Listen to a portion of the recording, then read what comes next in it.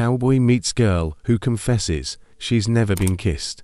Aurora Lennox inhaled the clean, dry air, scented with sun-warmed sagebrush and distant pine trees. She stood on the porch of a small, old house she'd inherited, watching the sun slowly dip toward the horizon, painting the vast Wyoming landscape in shades of orange and purple. The move from bustling Denver to this sleepy town of Willow Creek wasn't just a change of address. It was an escape from the constant scrutiny, the pitying glances, and from herself, from the person she had been there, unnoticeable, lonely, and completely lost in a world where everyone else seemed so confident and experienced.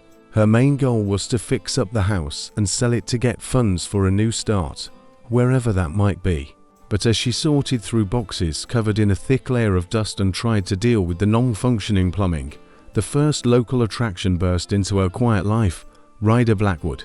He appeared in his beat-up pickup truck, wearing a wide-brimmed hat that hid kind eyes and worn but clean jeans. He wasn't a Hollywood movie star, but in his posture and his calm manner of speaking, there was a sense of strength and reliability. Ryder was a neighbor, owning a ranch on the other side of the field, and as it turned out, he was the only one who lived nearby. Ryder took off his hat as she stepped onto the porch. "Good morning, Miss Lennox. I saw you arrived. Thought you might need some help." Aurora awkwardly replied, "Thank you, Mr. Blackwood. I can manage." Ryder smiled gently. "Ryder, please. And if you need anything, I'm always here. My number is in the directory. Or you can just holler a little louder." He turned to head back to his pickup, but stopped and looked back. "And you can just call me Ryder. It's how we do things around here." Over the next few days, Aurora tried to fix up the house, but every step was met with a new disaster. A pipe burst. A piece of plaster fell off.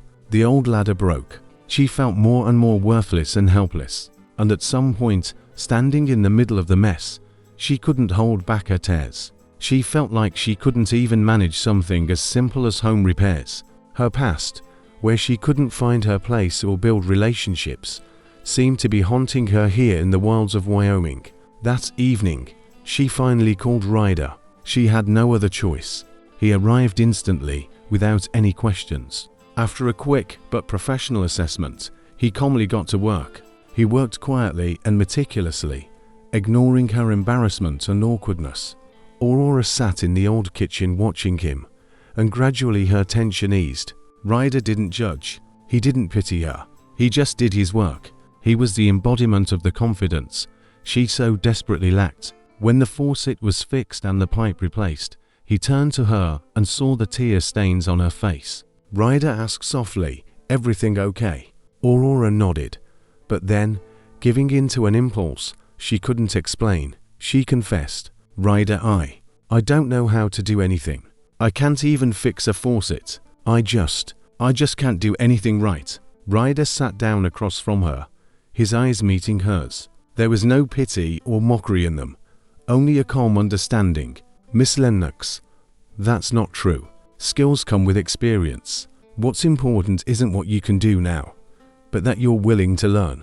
And in that moment, feeling her most vulnerable, she suddenly realized she had nothing to lose. And as if shedding a heavy burden, she blurted out, "You know, I've never been in a relationship or ever been kissed." The words were barely a whisper, and she instantly regretted her honesty, dropping her gaze. In her mind, she was already picturing his surprise, and then his pity. Ryder was silent for a few seconds. To Aurora, it felt like an eternity. She was already preparing to get up and run away when he finally gave a quiet laugh, not mockingly, but warmly, as if he had heard something very sweet. She looked up at him. Ryder took off his hat and placed it on the table. His smile, which she was seeing for the first time without the shadow of his hat, was disarming. It was a little shy, but genuine. "Well, then we'll just have to start with that," he whispered, his voice as soft as a summer breeze, "and we'll start gently." He extended his hand to her. She took it, feeling his warmth transfer to her, and for the first time in a long time, she didn't feel broken. She felt seen, and that was the beginning. Ryder's hand was warm and rough with calluses, but she felt not its roughness, but its reliability. This touch became an unexpected anchor in her chaotic life, turning everything upside down. Instead of the pity she had expected, she received acceptance. "Well, start gently" didn't sound like a promise of romance, but a promise of care, a willingness to look after her without rushing or pressure. It was exactly what she needed in that moment. From that evening on, their relationship changed. Ryder was no longer just a neighbor offering help. He became part of her new life. He came over every day after working on his ranch to help her with the repairs. He didn't ask about her past, didn't push for revelations. He was just there. He taught her how to hold a hammer, explained how to properly apply spackle, and patiently showed her how an electric jigsaw worked. Under his guidance, Aurora, who had recently felt so helpless, suddenly discovered she was capable of more. She wasn't just fixing a house, she was piecing together her own confidence. They spent their evenings sitting on the porch, watching the sunset. These moments were a new and surprising experience for Aurora. In Denver, she was used to hiding in her small apartment, avoiding contact with people. Here in Willow Creek, she didn't want to run away. She felt safe. Their conversations were simple and unhurried. He told her about life on the ranch, about his horses, and how he learned to handle tools from his father. She in turn shared small details from her past life about the books she read and her work in a small library. She wasn't yet ready to talk about her fears, but she knew he was ready to listen.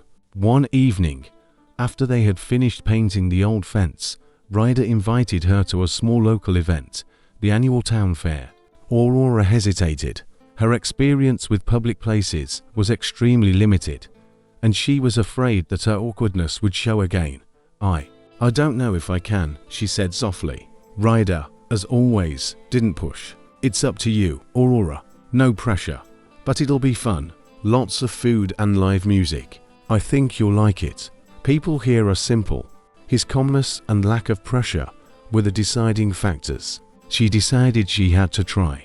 She wanted her new life to be truly new, without old fears and limitations. She put on the only dress she had brought with her, a simple cotton one with a floral print, and when she came out onto the porch, she saw Ryder was already waiting for her. He was, as usual, in jeans and a shirt, but he looked impeccable. In his eyes, Aurora saw something more than just admiration. It was respect. At the fair, Aurora felt her world expanding. She met other residents of Willow Creek, an elderly couple who baked the most delicious pies, the local sheriff, who turned out to be a good-natured giant, and young guys who participated in the rodeo. She laughed, ate cotton candy, and even tried her hand at shooting at cans, to her surprise, hitting several times. Ryder was there, but he didn't coddle her. He gave her space. He just watched, occasionally giving her encouraging smiles. The key moment came when a slow song began to play. Ryder approached her and, gently taking her hand, asked, "Want to dance?" Aurora felt a lump in her throat. Dancing. It was something she had never done. She was afraid she would look silly, that she would stumble or step on his foot. All the worst-case scenarios flashed through her mind. This was the first serious internal conflict since her move. She felt her old fears returning, and for a moment, she wanted to run away. Ryder, I don't know how," she muttered. He smiled again, that same kind and calm smile. "I know, but I do, and I'll lead," he said reassuringly. He gently pulled her by the hand, and she, as if in a trance, followed him. On the dance floor, he placed his hand on her waist and took her other hand in his. Her heart hammered like crazy. He began to move slowly, and she instinctively followed him, feeling clumsy and awkward. But Ryder didn't pay attention to it. He just slowly twirled her, whispering simple instructions in her ear. "Right foot, left. Now back," he said softly. "Don't look at your feet. Look into my eyes."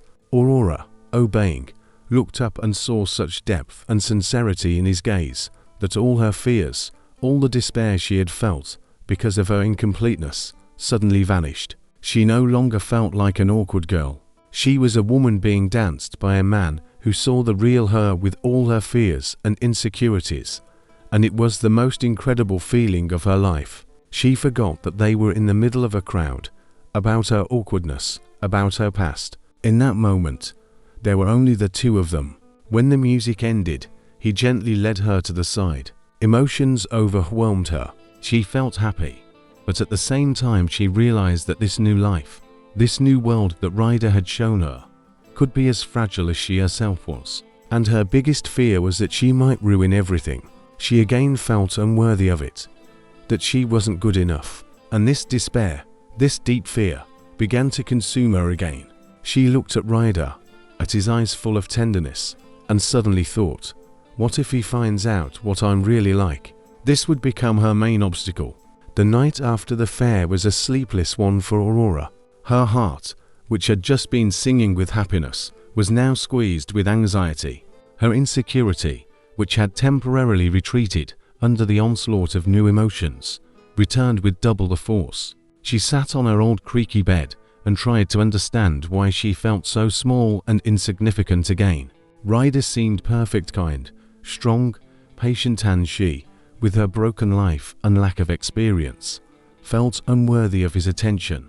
This thought, like a poison, slowly corrupted all the beautiful things they were building. The next day, when Ryder came over to continue working on the house, Aurora greeted him with a strange smile. She was withdrawn, spoke little, and her enthusiasm, which had so delighted Ryder, had vanished. He immediately noticed the change, but didn't push.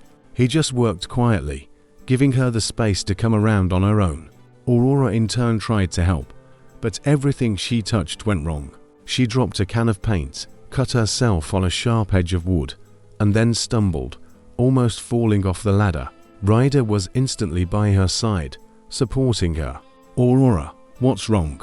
You look like you're 20 again, he said, full of genuine concern. She pulled away from him, feeling tears welling up in her eyes again. I'm sorry, Ryder. I can't be like you. I don't know how to do anything.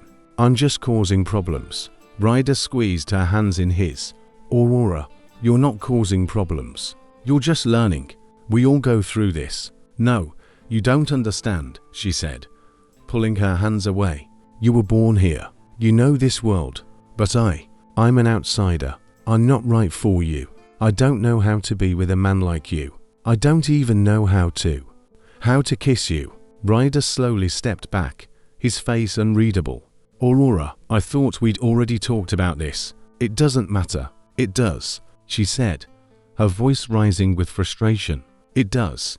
When I see the way you look at me, and I don't know what to do in return, I'm afraid I'll ruin everything.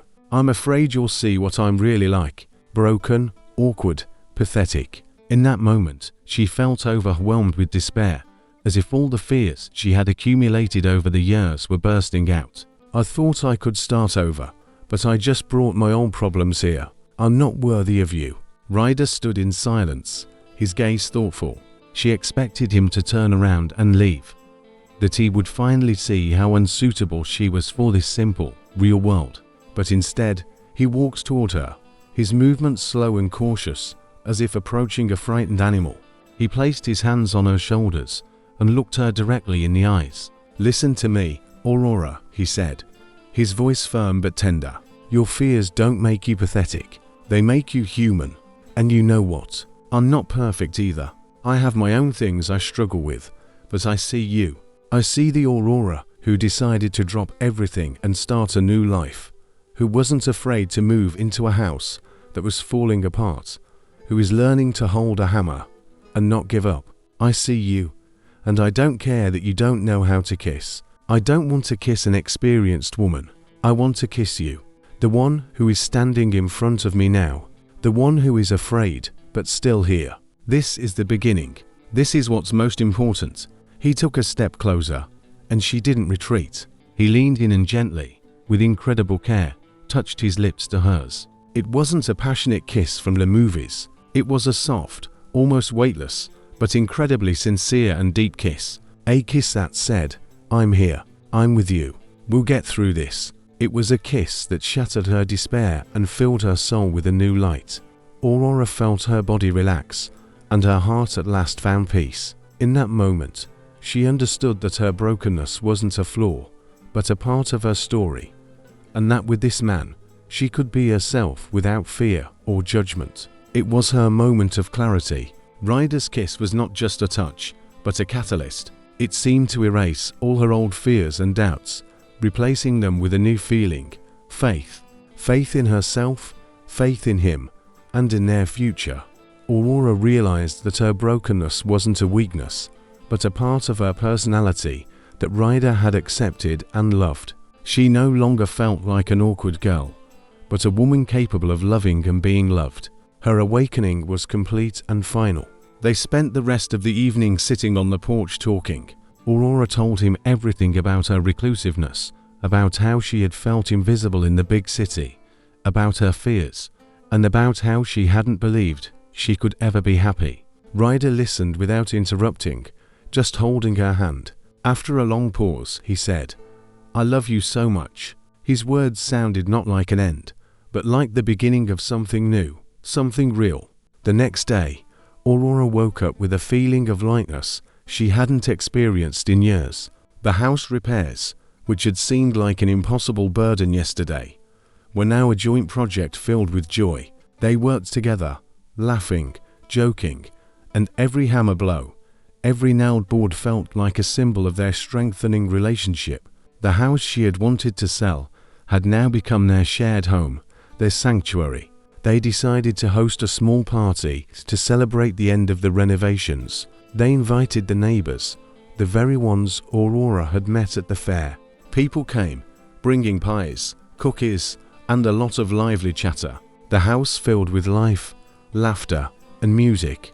Aurora, who had previously avoided noisy gatherings, now felt comfortable freely socializing with her new friends. She no longer hid, no longer feared being exposed, because Ryder had taught her that she had nothing to hide. The culmination of the evening was Ryder's speech. He raised his glass, drawing everyone's attention. His eyes shining, he said, "Friends, I'd like to raise this toast to Aurora. She came here to start a new life, and I think she has succeeded. She is the bravest and strongest woman I have ever met, and I am incredibly happy that she has become a part of my life." Aurora felt tears welling up in her eyes. She, who had always considered herself weak, suddenly heard herself called strong. This was the inspiration she had been searching for her whole life. Ryder, turning to her, said, "And one more thing." He got down on one knee. In his hand was a small antique box. "Aurora Lennox, I know our story is just beginning, but I want it to last forever. Will you marry me?" Aurora, unable to hold back her emotions, nodded and then, forgetting the audience, threw her arms around his neck. Tears of joy streamed down her cheeks. It wasn't just a kiss. It was the end of her internal struggle, and at the same time, the beginning of a new happy life. Her journey from never being kissed to getting married was short but eventful, and she realized that it's not experience that makes you whole, but the willingness to open up, to trust, and to love. Her rebirth was complete. The guests applauded and congratulated them.